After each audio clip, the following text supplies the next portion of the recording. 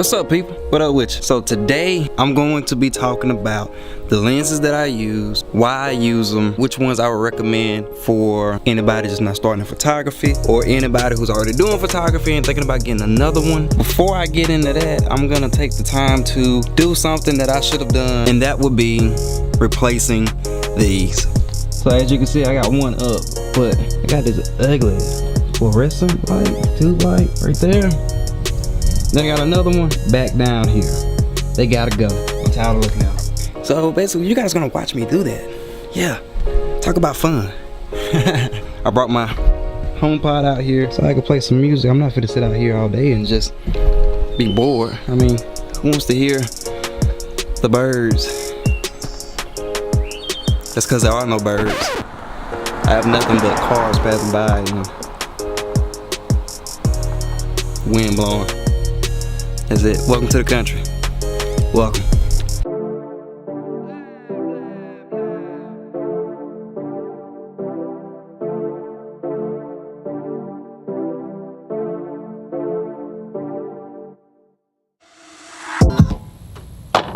That is nasty.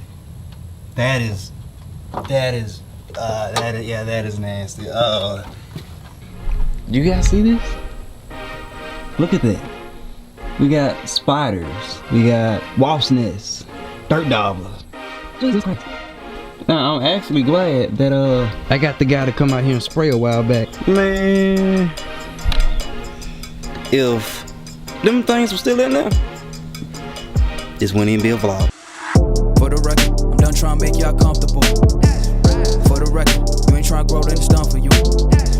For the record, lab on me. So now that I got that one down, I'm gonna put the new one up, and hopefully I can get it up there the way it's supposed to be. Let's hope. All the way. For the record, ain't trying to link, no time to waste. Got one down. Oh yeah. One down. One more to go. For the record. For the record. Yeah. For the record. For the record.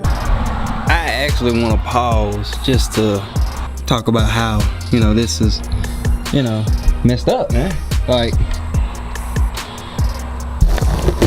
there's so many in there. One little guy right there who didn't even make it out the freaking nest, but it died halfway in it. But better him than me. I'm gonna kill. I actually think I'm about to switch to the 85 just to show you something. So I went and switched to the 85 just so I can get you a little bit more detail on what's going on. Will it focus? Nope. It only works if I bag out so far. So we're gonna go ahead and switch to the 100 macro. Certain lenses you can only get so close before you can start seeing things, but luckily with a macro you can see a lot more detail. Like, look at that. Remember how I was saying little buddy didn't even make it out? Where'd he go? Yeah, mid-hatch, and your boy didn't make it. There's some more guys in there. I don't really know if you can see them. This is just terrible. This is ridiculous. Wow. I don't even know. What is that? Also, remember how I was talking about compression from the background? That's technically the background right now, right? All of that. Now, if I put whatever this is hanging in front of it, see how that background is completely gone? All you see is the color versus going from that to that, back to that. That is what I mean by compression. The higher the focal length, the better the compression will be on the background. Been a little too nice to y'all. Now I gotta up price for y'all. Snake eyes on dice for y'all. Shoulders on ice for y'all. Frozen. A6 all the hate.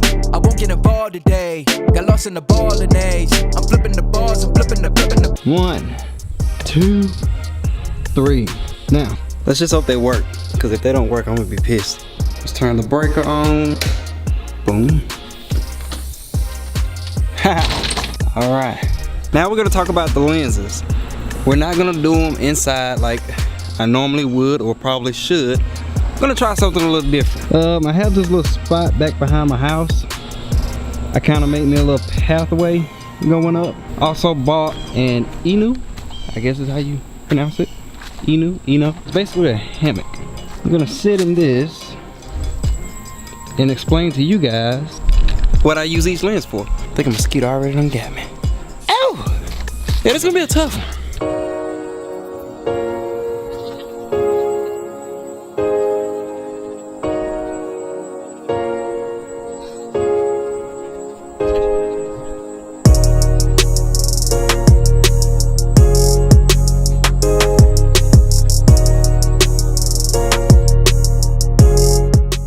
We're gonna start with the 24, which was what I was using earlier. That's why everything was so wide. To me, the 24mm lens is perfect for vlogging, perfect for those wide angle situations like, let's say, a wedding, and you're trying to get, I don't know, 10, 15 people, and instead of packing them in even more, you can just pop on the 24mm and have no problems, and you can work with it from there. Now, portraits with this, you can, but just be aware the closer you get to that subject, the more distortion you get, whether it's longer or wider. As you can tell in this picture right here, his shoe looks like stupid long. Yeah, but then in another picture, you can tell that her dress is perfect. The closer you get to your subject with a wide angle lens, the more distortion you're gonna get, the wider things are gonna look.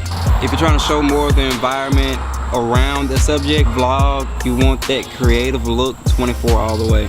This is also an L lens. L lens is Canon's top lens for that specific model. They're all weather sealed. The glass in them is superb. You get what you pay for. So if you're gonna do this for gigs that you're getting paid for, you need to invest to make sure that your work is up to par. You know, you don't want to put a $50 lens on a $1,000 camera. That just don't make sense. The next one is the 35. 35 is perfect for portraits, landscapes, street photography. I do a lot of my shoots inside of my studio with the 35, simply because I can only back up so far from my subject if I'm trying to get the full body. This is perfect for me, you know. I don't have to go into my closet to try to get the picture. I don't have to back up all the way in it. Wide enough for me to get that, but not wide enough to where it shows distortion. Gunnar Stars actually uses a 35mm camera to get the pictures of the celebrities that he managed to take pictures of. It's also great for filming. I've shot several music videos with this. I've also done 2 weddings with this lens. Just to, like I said, remember, the wider it is, the more it shows off the environment. So a 35 is wide, but not that wide as a 24, but not that close up as a 50. So I can still get a good bit of the environment around the subject, but not too much where it's gonna give me any distortion. 35, one of my top most used lenses in my bag. Next up, we have my newest purchase, which is the 50mm 1.2. Let's talk about aperture for a sec. So with it being 1.2, which they call f-stop of 1.2, or sometimes you hear 1.4, 1.8, 2.8 to f-stop of 4. What that means is the lower the number, the more light your lens is gonna let inside of the camera. So that's just like your eyes, okay? The pupil in your eye, think about that. When you step outside, your pupil is going to close, tighten up, so that it doesn't take in as much light and hurt your eyes. Now, when you step inside, your pupil is going to open up to let in more light. So with the 1.2, you can shoot in low light situations and have nothing to worry about. You're still gonna be able to get your subject, and you're still going to get it looking just as good as it would be if it wasn't low light. So what I mean by that is, if you try to shoot a concert with the 2.8, you're gonna have a hard time. Now you can raise up the ISO, or you can lower the shutter speed, but when you raise up the ISO, you're gonna get a lot of grain. And if you lower the shutter speed, you're gonna get a lot of handshake, unless you're using a tripod. And let's be honest, who's gonna be able to use a tripod at a concert? I purchased this the day I took pictures for Schoolie Escobar and Trinidad James, and I am so glad I got this. What I brought with me was the 1.4, which is what I'm recording with right now, but I went ahead and bought this one too because what made me get it was the fact that I was doing video before I purchased it with the 1.4 50mm. The whole time you could just hear the lens cracking, like you could hear it focusing. So my microphone would sit on my camera and you could hear it just rattling trying to focus, and of course it was also too slow for me, and if I had the microphone off camera you could still hear that crackling on the microphone wherever it's at in the room. I didn't like that. I can't have my lens just shifting back and forth making noise if I'm being paid to do these gigs and these people want top of the line quality. I went ahead and purchased it, and to be honest, I am glad I purchased it. I love it. I love it. I love it. I love it. It's a great piece of glass. I would recommend it if it's in your budget. If it's not in your budget, the 1.4 is fine. If you're not worried about shooting film and getting audio while you're recording, then you're fine. Now, if you're gonna be shooting it and you're trying to get audio, then just be aware that when you use the 1.4, it's gonna make noise. It's going to. There's no way you can change it unless you set it to manual focus and your subject isn't moving. So just keep that in mind. The 50mm is good for portraits, headshots, landscapes, wedding photography, engagements, you name it, this will take care of it without a doubt. With it being a 1.4, you're gonna get crazy bokeh, you're gonna get that good compression in the background. This is an all-around go-to lens. A 50mm is what everyone must have in their bag. Again, this is an L lens as well, one of camera's top lenses. I would recommend getting it if it's within budget. If not, you can also pick up the 1.4, which I believe is worth $300 and something. Great investment, great investment. They also make a cheaper model, which is the 1.8, and I believe that's $125. Just keep in mind that the quality of the lens goes up as well as the price goes up. The 1.4 does me just as good. I just needed it for my film and the focus speed, and if it wasn't for that, I would not have purchased it. So don't feel like you have to get the 1.2 50mm. No, you're fine with the 1.4. Next up, we have the 85. Now, the 85mm is perfect for those headshots. If you're doing headshots, you're gonna want to check out the 85mm. It's gonna give you that good compression from the background. Subject is gonna look completely isolated. An 85mm is what a lot of professional headshots are taken with. If you look up a famous photographer that's well known, or any professional photographer that's well known, and they do headshots, you're gonna find out that they 9 out of 10 use the 85. It's perfect. Now, this is also good for film. As you saw in the vlog earlier, it gets pretty close up, it looks good, the compression is great, but it just wasn't close enough for me to show a lot of detail. So as far as B-roll, this will be great if you're just trying to get some of the environment, you know, piece by piece. This will be perfect. I love it. If I were to do a gig where I'm strictly doing headshots only, I'm going to use my 85, nothing else. I'm gonna use the 85, without a doubt. One last thing on the 85, the 85mm is image stabilized. That's gonna keep a lot of the handshake off of it. It's gonna keep your image from being, you know, like moved a little bit. You ever taken a picture and it looked good until you looked at it on a computer and you see that it's kind of off a little bit, like it's almost double? That's because of handshake. The 85 and the 100 macro being image stabilized, you're not gonna have to worry about that. It'll take care of that for you. It's not gonna take care completely. If you're just taking a camera and shaking it like that, nah, nah. It's for little subtle movements from normal handshake. Image stabilization will take care of it. Next up we have is what I used earlier, which was the 100 macro. That's how I was able to get so close up on the insect and the wasp's nest and show all of the detail in it. I've also used this for ring shots at weddings and film to show detail of a subject that I just wanted to get closer up on so you can see the texture of it. A macro lens is wonderful.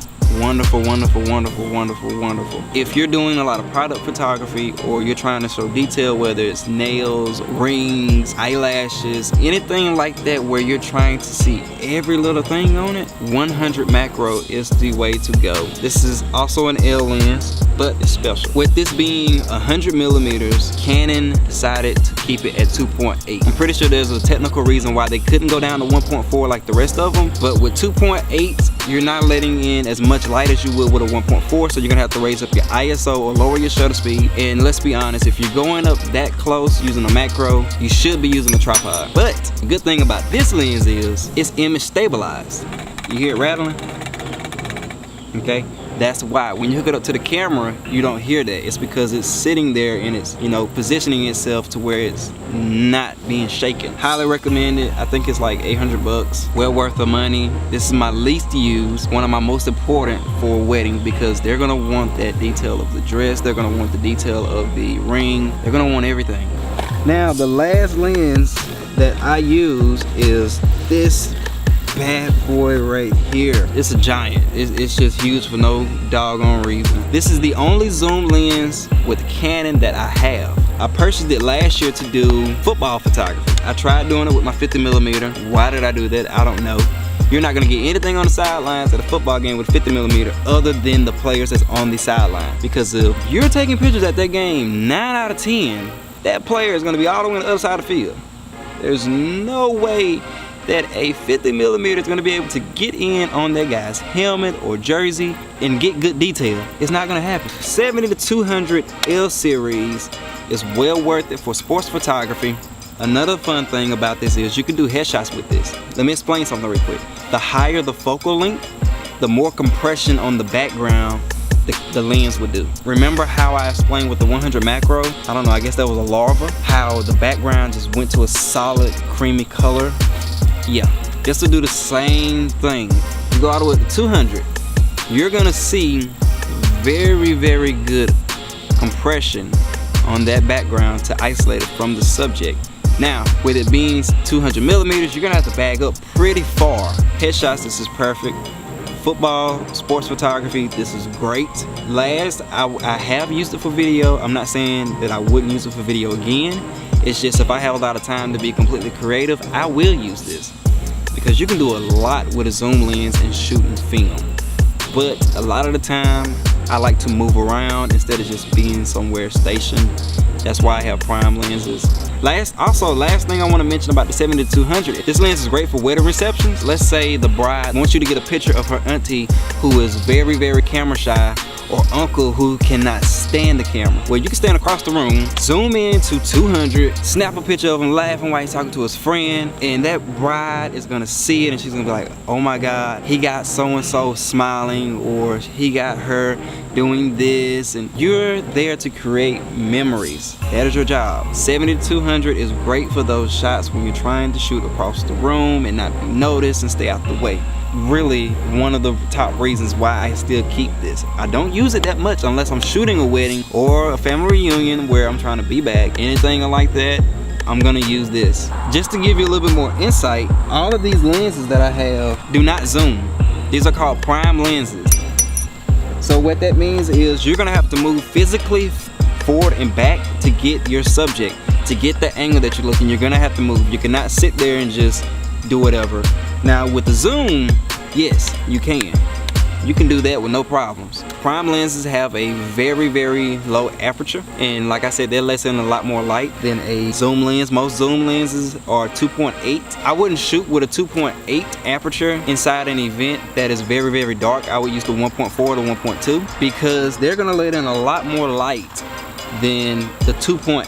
2.8 is going to look a lot more grainy once you try to fix it in post to adjust the exposure of the image to be seen. It's not gonna look good because these mosquitoes are tearing me up. I left like before I even came in here and started filming. I left, like I said, whatever. I left the camera here, the bag here, went back inside. I ain't have no spray, no off spray, so I said whatever, I'm going to my mama's house. I went to my mama's house, sprayed my legs, sprayed my arms, still getting bit. So right now I'm taking an egg.